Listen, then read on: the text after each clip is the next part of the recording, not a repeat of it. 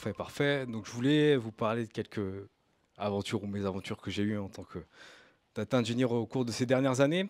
Et j'en ai tiré trois pratiques clés, même si j'avais pas envie de nommer ça comme ça, mais c'était plus simple. En fait, il y a plein de manières de faire, mais il y a quelques bonnes pratiques à suivre.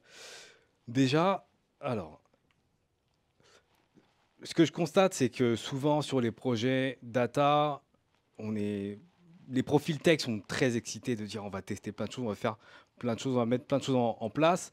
Et on a une vraie complexité sur ces six pans du domaine: la source de données, l'ingestion, le stockage, transformation, la mise à disposition de la donnée, puis il y a le monitoring, déploiement, alerting et data quality. Je résume ça, mais il y a encore d'autres choses. Et souvent, on se retrouve à essayer de créer un gros bateau, alors qu'au final, il faudrait peut-être créer juste un- quelque chose de précis et d'évident pour avoir un impact assez clair et pour que l'entreprise voit l'intérêt de la data et ça le plus vite possible. En gros, gagner du temps en termes de time to market.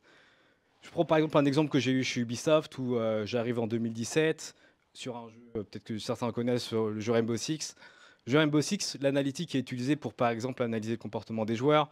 On veut savoir combien de gens jouent par jour, par semaine, par mois, le type de map utilisé. Sauf que déjà, on était sur un cluster Hadoop, donc déjà une première complexité. La scalabilité était complexe en 2017 sur du cluster Hadoop. On n'avait pas Spark à l'époque et on essaie de créer des data pipelines sur un Airflow. Airflow, c'était pas facile à l'époque. On essaie de créer plein de data pipelines et des tables pour créer des tables de faits, 10 tables de faits, bref, énorme. On n'arrive pas à donner des informations sur le DAU, donc le nombre de joueurs par jour, sauf que c'est des informations qui sont utilisées par les gens de la production. Voilà, des gens qui font le jeu vidéo, ils veulent avoir ces informations. On ne peut pas leur fournir parce qu'on était parti sur des considérations techniques de construire un data lake, data warehouse avec plein de données d'un coup, alors que ce n'était pas forcément nécessaire. Et c'est pour ça que je dis de commencer petit sur un projet, parce qu'au final, très souvent, on se retrouve avec quelque chose comme ça. On a différentes sources, on fait du batch, on ingère, par exemple sur des gros projets avec du Kafka, du Kinesis, etc. On va stocker, on va retransformer pour stocker, et ensuite on va mettre la donnée à disposition, et puis on va monitorer. Et en tant que data engineer, déjà dans notre bucket, on en a énormément. Si on doit s'attaquer à tous ces volets d'un coup, on va perdre en impact. Et honnêtement, dans une entreprise, tout le monde est intéressé par la data, mais tout le monde s'en fout de la data. Tout le monde veut des leviers concrets. Et souvent, ce que je propose, c'est de faire le plus simple possible. C'est de se dire, on prend une source de données, vraiment quelque chose de qualitatif, on n'a pas besoin de faire du big data, on la transforme, on la stocke et directement on l'affiche assez vite. On essaie de limiter le time to market. Si on peut, on fait un CI/CD rapidement en fichier YAML. Ça peut être fait assez rapidement pour les gens qui ont de l'expérience, mais on essaye de gagner le maximum en time to market. C'est super important. Que comme je dis, souvent en entreprise, tout le monde veut de la data, mais tout le monde s'en fout de ce qu'il y a derrière. Ils veulent l'input concret. Donc, commencer small. Justement, le fait de commencer small, ça permet de commencer à détecter des patterns de comment utiliser la donnée. Je vais reparler encore d'Ubisoft. Chez Ubisoft, il y a différents jeux, différentes licences. Il y a des jeux qui sortent à peu près tous les 4 à 6 mois. Et donc, tous les 4 à 6 mois, on doit recréer un hôtel. C'est un travail énorme, sachant qu'un hôtel, ça peut prendre du temps. On va pas se mentir, un hôtel, on ne le livre pas en une semaine. Des fois, ça peut prendre un mois, 2 mois, 6 mois. Et donc, l'idée, c'est à partir de la partie small qu'on a fait, donc la data platform, on a construit vraiment quelques patterns, on a détecté quelques patterns, on va en construire un standard. On va créer des frameworks, justement. Et ces frameworks, on va pouvoir les appliquer sur différents projets dans l'entreprise. Alors là, je parle de jeu, c'est plus concret, mais c'est globalement ça que je fais quand j'interviens. Par exemple, j'ai intervenu en finance à la Caisse de dépôt au Canada. Et de la même manière, c'était sur Snowflake. On a détecté comment utiliser les Snowpipes, les steps, les stages, etc. On a défini des guidelines. On a vraiment reprécisé, on a vraiment défini comment utiliser ça en projet. Et puis une fois que c'est défini, on a une méthode, on a une formule, on a une recette et on l'applique. Et après, on itère pour justement gagner un maximum en efficacité, en apprendre des erreurs, enfin apprendre de nos erreurs, parce que finalement, on ne réussit pas d'un seul coup à trouver la formule, puis à mettre en production. On met en production, on voit que ça marche pas de dingue, on réitère, etc. Finalement, qu'est-ce qu'on peut standardiser? Pour moi, il y a un truc que j'aime bien standardiser, c'est l'onboarding. Quand il y a des gens qui arrivent dans mes équipes, des fois j'ai le poste de lead, enfin je travaille en tant que lead, et j'ai comme objectif de maximiser l'impact de la personne qui arrive. Elle arrive avec un background, je prends le maximum d'informations sur le background de la personne pour savoir quelles sont ses forces, quelles sont les parties à retravailler ou à moins mettre en valeur, entre guillemets. Ça va permettre aussi de voir l'équilibre dans l'équipe si j'ai des gens qui sont plus forts en SQL, d'autres moins forts en Python, si j'ai des gens en CI/CD, comment je vais pouvoir équilibrer l'équipe et par exemple recruter et dire au manager, OK, quel type de profil il faut recruter, etc. Paradigme de programmation. Ce que je remarque, et je l'ai vu chez Ticketmaster, c'est que des fois, les devs, on a nos paradigmes de programmation. Pour nous, il est évident que tout le monde fait de l'objet. Il est évident que tout le monde fait du fonctionnel. Mais en fait, il n'y a pas d'évidence parce que chacun a son background. Donc, pareil, formaliser au maximum les paradigmes utilisés. Moi, ce que j'aime bien utiliser dans les data pipelines, c'est par exemple faire du fonctionnel. Donc là, je crée mon data pipeline et autour, je vais créer des classes pour créer des fonctions, des méthodes qui vont, je ne sais pas, me permettre de faire des choses un peu plus custom en Spark, par exemple. Je parle de Spark parce que j'en fais beaucoup. Voilà.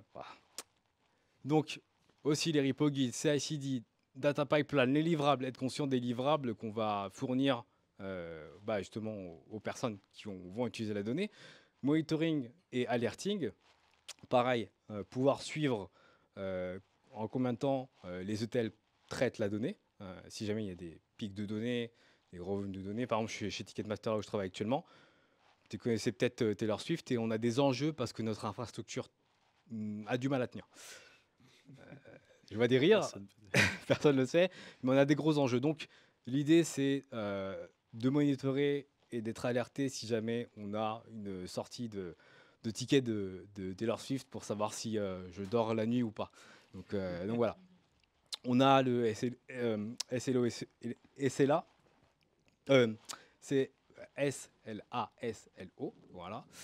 Pour savoir, OK, combien de temps vont mettre mes ETL? Est-ce que ça convient bien à l'équipe business? Par exemple, l'équipe business veut des données peut-être à 8 h du matin. Si je les livre à 10 h, ça tombe pas bien parce que souvent, les tickets chez Ticketmaster ou même d'autres acteurs peuvent sortir le matin à 10 h ou par exemple à 16 h, en tout cas des heures où les gens vont être devant leur ordinateur et se dire, OK, je prends un peu de temps sur le boulot, mais je vais acheter mon ticket et j'espère que ça a marché.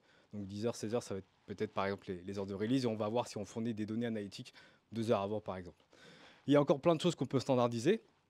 Et justement en parlant de standardisation,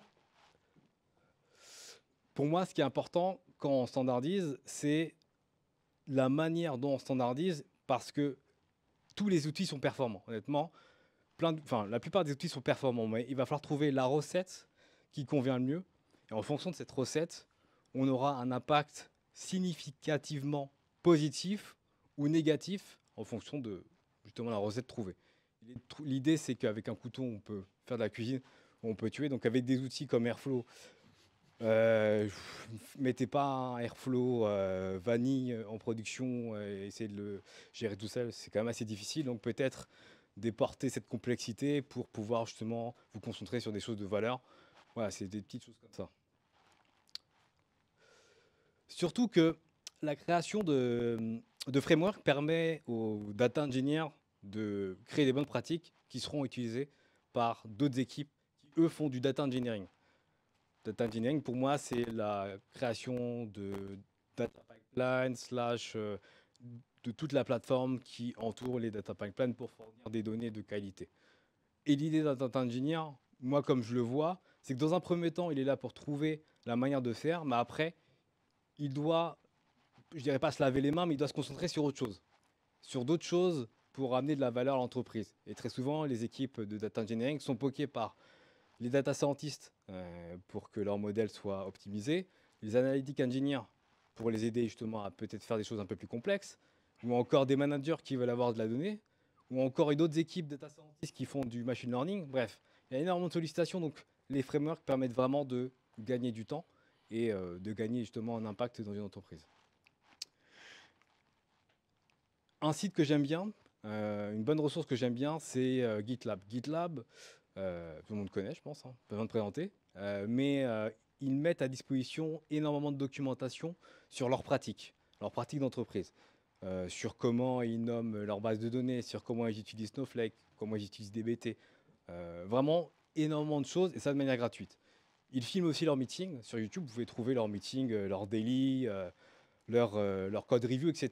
Donc, ils sont à ce niveau-là très open source. Donc, c'est super intéressant.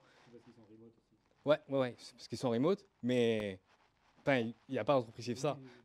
Je trouve ça vraiment dingue. Perso, je suis en remote, il n'y a pas, il y a pas d'entreprise qui va donner de l'information comme ça. Et je m'en sers vachement sur les projets pour dire, bah, écoute, on fait ça de cette manière parce que c'est cool quand même comment ils l'amènent. Et justement, souvent, quand on standardise, on se retrouve sur des frictions, des manières de faire différentes. Et je vais vous raconter une petite histoire que j'ai eue en 2017 quand j'étais chez Ubisoft, 6 mois après être arrivé. Donc j'ai un data scientist qui me demande de corriger son code, faire en Spark, et voilà, un code, si vous me le permettez, dégueulasse. Donc là, il en vient de me dire, ok, comment ça se fait qu'un gars a passé 3 semaines, un mois ou 2 mois, que sais-je, à coder quelque chose qui ne permet pas d'être facilement standardisé. Et en fait, il en vient de la culture des types de profils, data scientist, data engineer. Puis en règle générale, chacun a son background, donc en fonction de ça, ça va dépendre aussi du background de chacun. Mais globalement, je scinde ces deux postes par simplification, c'est pas aussi simple, mais un data engineer, il va être là pour concevoir et gérer une data platform. Donc gérer les ETL, mais gérer aussi ce qu'il y a autour. Il va utiliser du Python, SQL, Java, etc. Il va utiliser des frameworks, Spark, Airflow, DBT, etc. Sur des plateformes, Snowflake, Databricks, DuckDB, etc. Dans le but d'avoir une grande stabilité, une performance et de la scalabilité. Ces trois parties sont presque opposées à ce que fait le data scientist, s'il n'est pas conscient de certaines pratiques dont je vais parler après, qui est un data scientist, il va s'occuper sur l'exploration, développer des modèles ML, etc. Il aura un background très statistique, mathématique, bien sûr il va faire du Python. Puis justement, sur des manières de programmer, sur la manière dont les data scientists programment, des fois, on va pas avoir de bonnes pratiques, on va avoir des pratiques très basiques, pas de software engineering. Donc, on va avoir déjà un premier problème, une première problématique ici, que j'ai rencontré chez Ubisoft, c'est d'avoir un code en fait qui n'a pas de sens, sans, sans fonction, sans classe, donc difficilement maintenable et voilà, c'est difficile d'en faire quelque chose. Un data scientist va également, par exemple, traiter des données avec Spark, Panda, NumPy, etc., avec d'autres frameworks. Mais l'approche data scientist est souvent plus expérimentale, donc on va se retrouver des fois sur des problématiques de compréhension. Et chez Ubisoft ou même chez Ticketmaster, j'ai essayé de mettre en place, puis chez Ubisoft, ça a bien marché, des choses pour éviter ce problème. Avoir un kit code, c'est parfait, moi j'adore ça, mais c'est au début plus lent. Puis je pense que tout le monde est d'accord, ça prend plus de temps de développer un truc qui est bien plutôt que de développer un truc qui est pas terrible. Mais forcément, le gain, on le gagne avec le temps. Puis des fois, certains data scientists ou même profils data, je ne vais pas stigmatiser les data scientists, mais certains profils data vont pas avoir ce gain. Et l'idée de voir ce gain, c'est ça. Le data engineering, il est là pour soutenir la data science. Là, je résume la data science, mais toutes les opérations analytiques ou de mise à disposition de la donnée. Donc, analytique, BI, machine learning, API. On peut fournir des données via des API, enfin plein de trucs. Et donc, il y a une réconciliation à faire entre le data engineering et data science, qui sont en fait deux métiers, en tout cas deux disciplines qui doivent avancer main dans la main. Et pour moi, je vois 3 choses à améliorer et 3 choses qui sont importantes de mettre en place. Surtout, je pense qu'on arrive à de grosses équipes. Chez Ubisoft, on était genre une équipe analytique peut-être de 45. Et si on n'avait pas mis ce type de pratique, ça n'aurait pas marché. Ça n'aurait pas marché. Il y a des modèles de machine learning qui sont dans des jeux comme Assassin's Creed, Rainbow Six, et qui vous permettent d'avoir des recommandations de choses intéressantes, évidemment. On adore le jeu vidéo. Donc, par exemple, moi, en tant que data engineer, souvent, ce que je remarque, c'est que je crée des data pipelines, mais voilà, on me dit de fournir de la donnée dans une table, une table de faits, ou une table raw dans un data lake. Bref, je vois pas forcément l'intérêt business et finalement comment le data scientist ou d'autres gens en data vont utiliser cette donnée. Au final, ce que j'aime bien faire, c'est binder, lier des objectifs de data engineering et des objectifs de data science pour savoir exactement, moi en tant que data engineer, c'est quoi la finalité. Et le data scientist aussi va comprendre justement pourquoi ça peut mettre du temps de créer un ETL et pas juste prendre un CSV puis faire un peu de Panda pour cleaner la donnée rapidement. Et pour ça, pour moi, le partage de connaissances et de compétences est indispensable, est obligatoire. est obligatoire parce que clairement, les data engineers ont des choses à apprendre des data scientists, mais vice-versa. En tant que data engineer, moi, je ne suis pas totalement conscient de ce qui se fait en ML.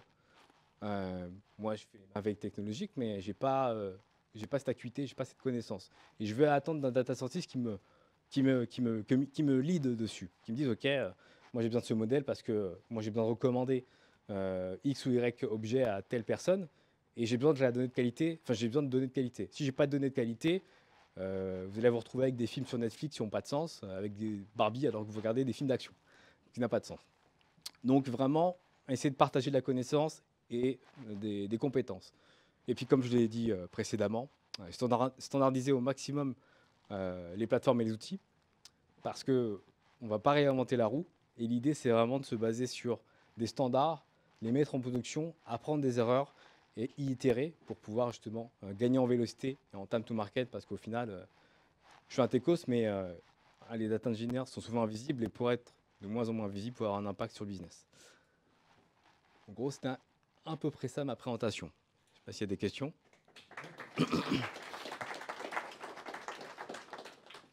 Vas-y.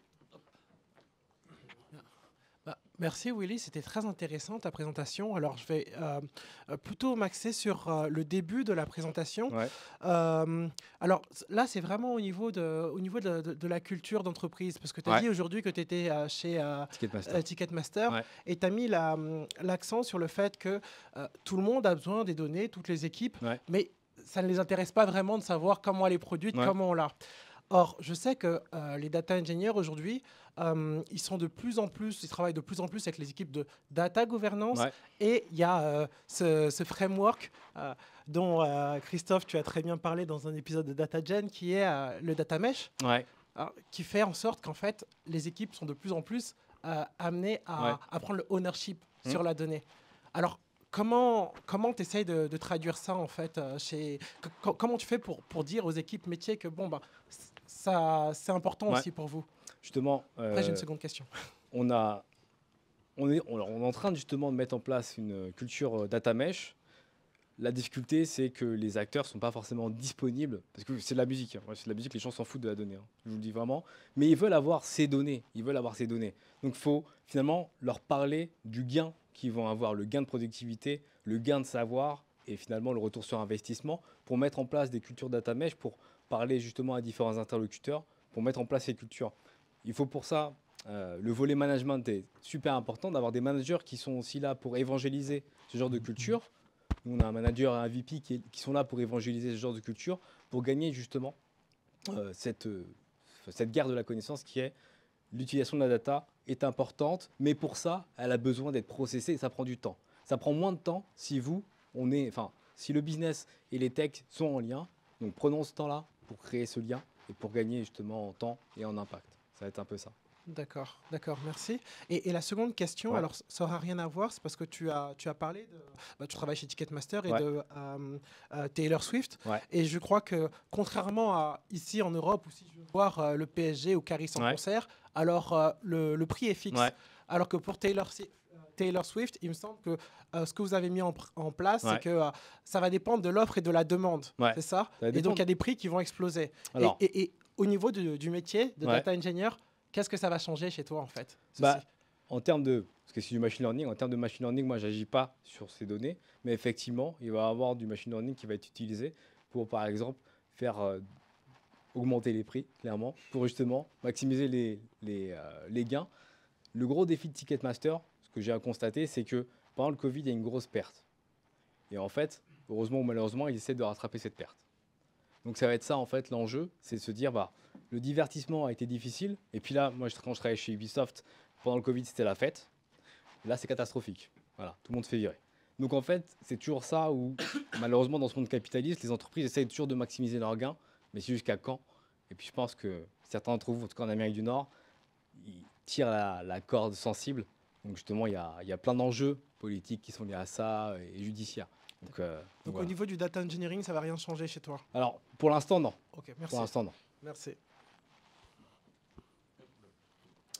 Merci pour la présentation. J'ai une question un peu plus générale sur la veille et comment est-ce qu'on introduit des nouvelles technologies comme DuckDB, qui n'est même pas en V1, dans des sujets qui sont censés être en prod. Vous, par exemple, dans les différentes missions que tu as eues, comment est-ce qu'on fait pour rajouter ces nouvelles technologies? Je parle d'Iceberg ou de DuckDB, vu que nous, on fait de la prod. Tout à l'heure, il a dit la prod, on ne sait pas. Ouais. Ce qui nous intéresse, c'est la prod. Ça va dépendre de la culture d'entreprise. Il y a des cultures d'entreprise, Octa, ils sont très tech. J'avais un contact chez Octa à côté analytique. Autant ils sont très tech, mais côté analytique, de ce que j'avais compris, c'était pas à jour. Donc ça va dépendre de la profondeur tech de la compagnie et si elle accepte ce changement. Parce que c'est pas tant à avoir les nouvelles technologies, mais c'est le changement derrière de culture, les ingénieurs qu'il faut former, qui acceptent pas forcément de se former. Pourquoi le changement quand tout marche bien?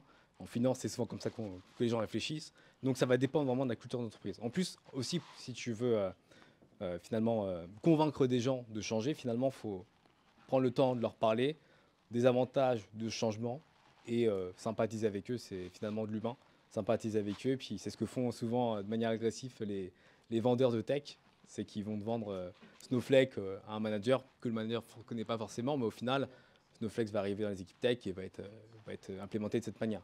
C'est souvent comme ça que ça se passe. Ce qu'on voit sur l'adoption des technologies, c'est aussi comment ça se passe. Est-ce que c'est bottom-down ou est-ce que c'est top-down? Et peut-être justement, moi, ma question, c'est en tant que data ingénieur, moi, par exemple, j'ai fait de la veille, mais je ne vois pas forcément là l'intérêt chez mon client de penser à DuckDB, par exemple. Quand est-ce que moi-même, avant de faire, si on veut faire du bottom to top, je pense à suggérer ce type de technologie en fait. Ouais, en fait, il y a plusieurs choses. Déjà, tu dis chez mon client. Déjà, il y a un truc qui est plus difficile, c'est que déjà, si c'est chez mon client, c'est que tu as quelque chose à vendre. Enfin, il y a une manière de...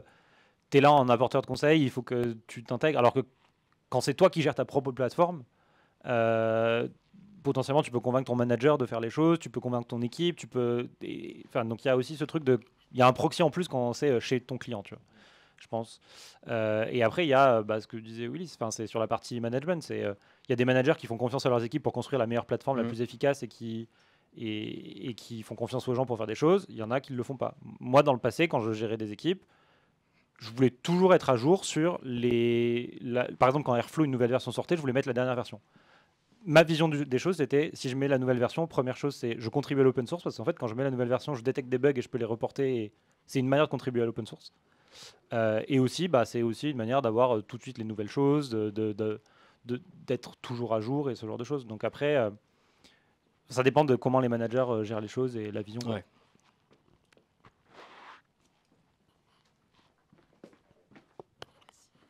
Bonsoir à tous, merci beaucoup pour la présentation, c'était très intéressant. Alors, on a beaucoup parlé des data scientists, des data analystes. Ouais, ce que je disais, je ne voulais pas stigmatiser parce que c'était facile, mais la problématique va être entre guillemets la même pour des profils type data analyst qui n'ont pas la connaissance de comment programmer, de comment coder avec les bonnes pratiques. Donc, globalement, ça va être la même chose, ça va être former, mettre des frameworks, mettre des limites, accompagner. Et puis voilà, finalement, c'est globalement tout le temps ça en informatique. C'est un informaticien, un dev, il va amener une structure, un cadre. Et il est censé être le plus paresseux possible. C'est super important.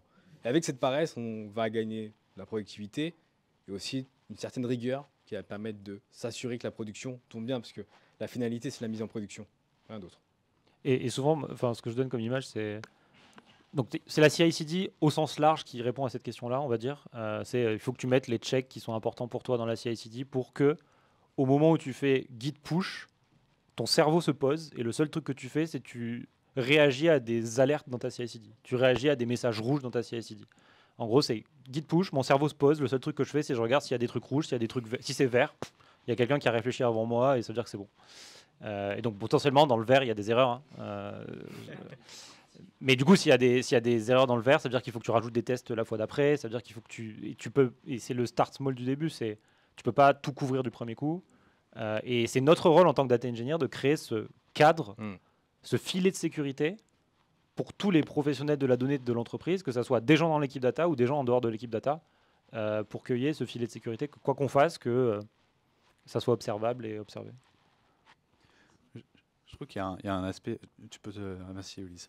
Je trouve qu'il y a un aspect, justement, quand tu comparais les deux types de profils. Ouais. Moi, mon vécu, il y a aussi un côté un peu. Tu as peut-être vécu aussi lié à l'organisation de la boîte. Moi, typiquement, data scientist à la base, je me suis retrouvé dans des équipes où c'était que des data scientists. Ouais. Et on n'a pas le même background. On ne vient pas du software engineering, on ne vient pas de formation adaptée à ça. Et le jour où je me suis retrouvé dans une équipe beaucoup plus hybride, où en fait on mélangeait les data ingé et les data scientists, je me suis pris des bonnes plaques dans la gueule. Ouais. Parce que mes notebooks ils étaient merdiques, mais au moins en fait on était directement dans la collaboration, parce qu'au final ce qui va compter c'est ce que tu vas mettre en prod. Ouais. Ton modèle dans ton notebook il sert à rien s'il n'est pas mis en prod. Et donc je me dis il y a aussi ce côté, nous versus eux, etc., qui sont liés, des équipes qui sont souvent un peu séparées. Ouais. Et c'est forcément un échec, le nous versus eux. Ouais, je l'ai vécu, c'est tout le temps un échec.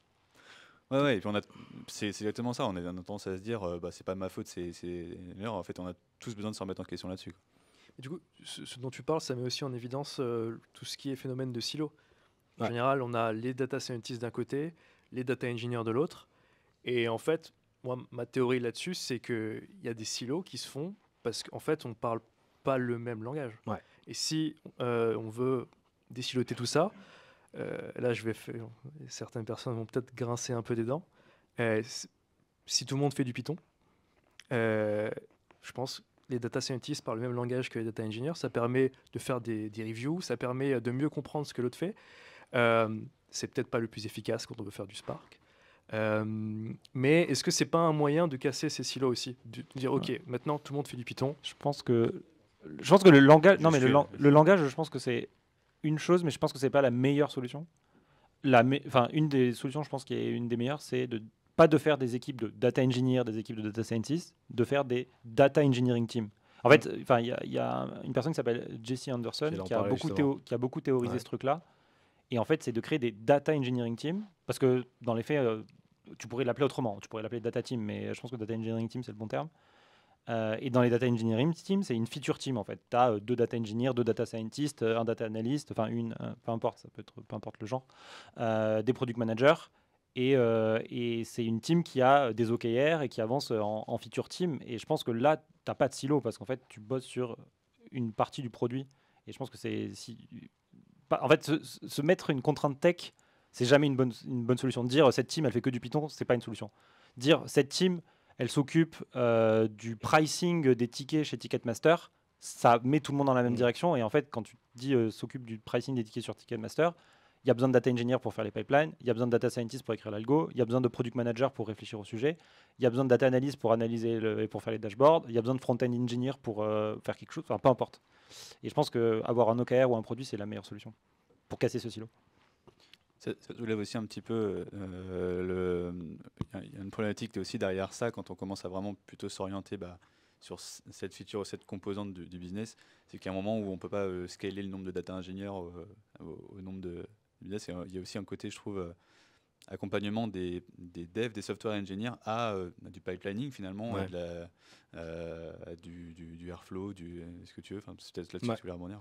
Ouais. Je voulais reparler de Jesse Anderson, c'est vraiment une bonne référence qui, depuis peut-être 10 ou 15 ans, vulgarise, évangélise le fait de créer des équipes diverses, l'équipe de data engineering. Et il apporte vraiment un point de vue très intéressant, comme tu le disais. C'est vraiment une grande diversité, une diversité dans l'équipe pour avoir un échange et pour aussi, je ne vais pas s'engueuler, mais pour avoir une vision différente qui, par la suite, amènera un plus à l'équipe data engineering. Donc ça, je pense que c'est très important, parce que tous les backgrounds sont intéressants plus ou moins à prendre dans une équipe pour construire quelque chose de varié, pour ensuite apporter du positif. Je dirais ça comme ça. Et justement, dans ta distinction, tu le mets vraiment pile poil entre les deux, le ML engineer. En fait, si tu veux, je trouve qu'il y a du coup, devant cette problématique, beaucoup de rôles ou de titrologie qui évoluent, de analytics Exactement, engineer, de ouais. engineer. Finalement, c'est pour répondre à ce problème de silotage Exactement. et de se retrouver un peu au milieu, quoi. C'est comme Analytic Engineer, qui pourrait être entre Data Analyst et Data Engineer. Finalement, les rôles évoluent, puis ça dépend des entreprises, mais effectivement, il y a des rôles hybrides qui vont être créés, qui vont permettre de limiter le bridge, quoi. Justement, si on parle un peu plus aussi de lien avec les sujets d'IA, il y a une grosse question sur quand on commence à... Ça a un gros impact dans les équipes data aujourd'hui quand on va commencer à aller toucher à des features de GenAI, de l'LM, etc. Ça pose des grosses questions de build buy, des grosses questions de... même si je veux gérer ça par moi-même, c'est des coûts potentiellement énormes de gérer ça. Enfin, si je veux avoir une approche full open source là-dessus. Comment tu gères ça toi au quotidien? Et finalement, là, c'est pas forcément tant le métier uniquement du data scientist de gérer des sujets autour de la GenAI. Ça touche l'équipe au complet. Ce que je peux répondre à ça, c'est que alors le paradigme make or buy dans la GenAI, là, il est réglé de manière très pragmatique. C'est que le make, je vais en parler après, c'est un peu cher. En fait, aujourd'hui, tu passes par des API, tu requêtes des API parce que c'est vachement moins cher, tu n'as pas l'infra, tu ne dois pas t'occuper de l'infra, et c'est beaucoup plus simple. Par contre, il y a un switch, là on parlait des métiers, etc. Et je trouve qu'il y a un truc intéressant, c'est qu'il y a pas mal de technologies, il y a pas mal d'outils en fait, qui vont impliquer un changement dans l'organisation, qui vont déplacer certains métiers. Là, on parlait de DuckDB, on parlait de DBT, etc. Mais du coup, si je veux implémenter cette technologie-là, ça veut dire que je dois revoir un peu mon organisation. Gérer des analytics engineers, c'est pas tout à fait pareil que gérer d'un côté des data analysts et de l'autre côté des data engineers. Pareil, si je veux faire de la GenAI, d'ailleurs on a inventé un mot pour ça, on parle plus de data scientist ou de ML engineer, on parle de AI engineer. Parce qu'en fait, c'est pas tout à fait un data scientist, il fait pas tout à fait de l'EDA, il fait pas des statistiques, il fait pas de bayésien, il fait pas des tests du Ki2. Lui, son truc, c'est vraiment le software engineering. C'est vraiment comment est-ce qu'il va réussir à créer une application qui va être basée sur des LLM, des call APIs. C'est vraiment software engineering. Et du coup, ça, faut le gérer. Ouais, mais du coup, AI engineer, c'est pas le bon terme. En fait, le truc, c'est que en fait, il y a le scientist qui est plus très bon parce que c'est vraiment pour le coup beaucoup Ouais, plus je de l'ingénierie. vois très bien ce que c'est cette partie d'ingénierie, mais AI engineer, ça n'a pas de sens. Enfin, parce que c'est pas du tout. Oui, il faut bien trouver un nom. LLM engineer à la rigueur, ou API engineer. Oui, mais il n'y a pas que les LLM. Du coup, tu as aussi tout ce qui est génération d'images, etc. Ouais. Et du coup, on a mis un peu un terme pour englober tout ça. Mais ça crée des drifts au niveau des métiers, ouais, effectivement. Ouais. Mais c'est quand même beaucoup d'infra parce que j'en ai fait un peu, tu vois. Genre, donc si tu fais du buy, globalement tu vas faire des proxys sur des API d'OpenAI ou peu importe, mais tu vas faire des proxys avec des garde-fous. Et c'est du software. Enfin, c'est genre, je vois pas pourquoi on appelle ça AI engineer. Hein, c'est du software engineering. En fait, il y a un côté très software, mais il y a un côté aussi qu'on retrouve un peu chez Data Scientist, c'est de faire de l'exploratoire, c'est de toucher à des trucs, parce qu'aujourd'hui c'est pas une technologie. Mais c'est pas les mêmes personnes qui devraient faire ça, non? Dans les faits. C'est souvent les mêmes personnes. Parce qu'en fait, c'est des projets où tu n'as pas envie qu'il y ait 5 à 10 personnes. Tu as envie qu'il y ait 2-3 personnes isolées qui font leurs trucs, leurs expérimentations. Tu veux poker ça très vite. Du coup, c'est souvent les mêmes personnes. Donc, c'est souvent soit un ML engineer que tu vas chercher, qui est intéressé pour faire de la generative AI, soit un data scientist un peu motivé. Et dans certains cas, si c'est que des call APIs, tu peux même prendre un software engineer. Software engineer, il peut très bien faire l'affaire. S'il est sensibilisé un peu sur c'est quoi des embeddings, c'est quoi un encodeur, c'est quoi un décodeur, bon, c'est bon, il peut le faire. Tu peux mettre un data scientist avec un software engineer, ça fait l'affaire. Et donc, il y a un truc la technologie bouscule quand même notre rapport au travail. Et alors, du coup, tu as certains data scientists qui se retrouvent pas vraiment dans ce rôle de entre guillemets AI engineer. Donc, faut avoir conscience aussi que ça peut en déranger certains en fait de faire, parce que tu fais pas, t'entraînes plus des modèles from scratch. Tu prends des modèles prêts sur l'étagère. Et puis après, tu peux faire éventuellement, tu peux les ajuster avec tes propres données. Parfois, c'est même pas des modèles, hein, c'est juste des call API. C'est juste, tu appelles un service et il te répond quelque chose, quoi. Donc, c'est pas du tout le même métier, en fait. Enfin, pas du tout. C'est différent. Ouais. Puis la même odeur. C'est plus la même odeur, c'est comme disait Willis. Code smell, important, code C'est, smell. Voilà. T'as un avis similaire, Willis? Comment tu vois les choses de ce côté? Je ne suis pas très expérimenté côté LLM, mais moi je dis toujours les métiers évoluent et les fondamentaux vont rester les mêmes. On parle de Call API, c'est du software engineering. Ça, on en fait depuis des années et des années. Donc après, ça reste que du branding pour décrocher les bonnes opportunités, pour pouvoir. Pour moi, je vois surtout comme ça, parce qu'au final, le plus important, c'est de regarder les fiches de compétences sur le poste ou ce qui est nécessaire, et puis s'ajuster avec les connaissances nécessaires. Je vois plus comme ça. Merci beaucoup tous les trois, c'était super Avec cool plaisir. comme discussion. Anis, Willis, Christophe, vraiment cool. Merci. Merci à tous.